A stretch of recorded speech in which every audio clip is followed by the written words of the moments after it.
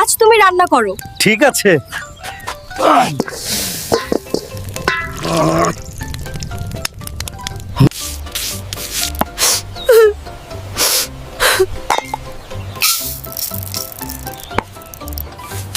এইটার কোনো নাম দেওয়া যায়? না।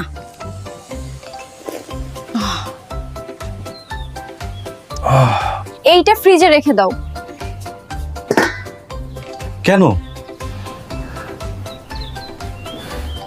কালকে চিংড়ি ভাত বলে দিও। চিংড়ি নাই। কারণ তোমার রান্না মারাত্মক।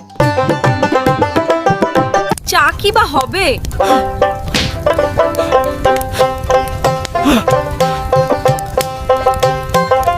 আজ বউ খুশি হবে।